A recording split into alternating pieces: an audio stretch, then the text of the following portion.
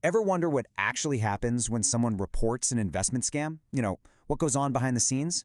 Well, today, we're going to do just that.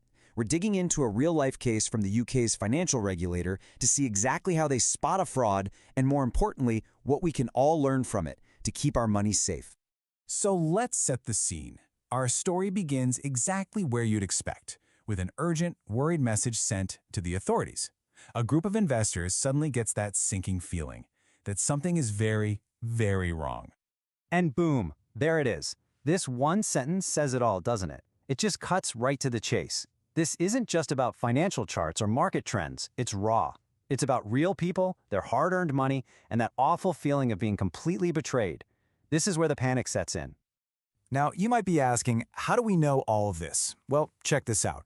Our entire breakdown today is based on this one document, the official email response from the UK's Financial Conduct Authority, the FCA. We're looking right at the primary source, so we can see exactly how a regulator handles a case like this. Okay, so the report's in, the alarm has been sounded. Now the official process kicks off. The case lands on the FCA's desk, and their investigation begins. But what does that even mean? What's the first thing they do? First things first, let's be clear on who the FCA even is. The simplest way to think of them is like the financial police. It's their job to set the rules for financial companies and, crucially, to protect everyday people like you and me from getting ripped off. And they have this incredibly powerful tool at their disposal. It's called the Financial Services Register. Basically, it's a public list of every single person and company that has the legal green light to offer financial services in the UK. And the best part? It's not some secret internal document. Anyone can check it anytime. This is always step one. All right, this is the moment of truth. The investigation gets to its most crucial point. The FCA takes the name of the person from that frantic report and they do one simple thing. They search for it on the register. Literally everything hangs on what this search turns up. So what do you think they found? They type in the name of the person accused of taking everyone's money, and they hit search on that official database. What does it say?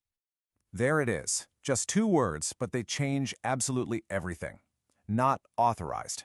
It means the person behind this whole investment operation had no legal right, no official permission to be taking people's money in the first place. This, right here, is the biggest red flag you can possibly find. And because of that search result, the FCA comes to this damning conclusion. This is a direct quote from their email. They don't mince words. They say it has all the signs of a scam. The rule is just that simple. If they're not on the register, the official watchdog is going to call it a scam. So, not authorized sounds bad, right? But what does it actually mean for the people who've already handed over their cash? Well, I'm not going to lie, this is where the story gets really tough. The consequences are harsh. Okay, look at this difference. It's night and day. When you deal with an authorized firm, you've got a safety net. You've got access to official complaint services, compensation schemes. You have backup. But with an unauthorized firm, that safety net is just gone. You are completely and totally on your own. And we can see it right here, spelled out in black and white in the actual document. The FCA clearly states that when you deal with an unauthorized firm, you lose access to things like the Financial Services Compensation Scheme, the FSCS, and the Financial Ombudsman. These are the 2 biggest pillars of consumer protection, and poof, they're gone. And this, well, this is the part that's just brutal to read. The FCA is incredibly direct about it. Because all those protection schemes are off the table, the odds of you ever seeing your lost money again are practically 0. It's the devastating reality of these scams. Okay, so after hearing all that, the big question is, how do we make sure this never happens to us? The good news is the FCA gives a really clear 4-step action plan. This is the stuff we all need to know. Let's walk through their official advice. First, if you have even the slightest doubt, just stop. Cut off all contact immediately. Second, do not send any more money. No matter what they say it's for, like a release fee or taxes, don't do it. Third, and this is the golden rule, check. Always check the FCA register before you even think about investing. And fourth, if you think you've already paid a scammer, call your bank right away. They might be able to help. And really, it all comes down to this one simple final question. This is the single most important takeaway from this whole case.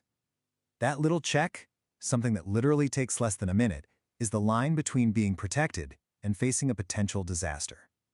So before you ever put your money anywhere, just ask yourself this.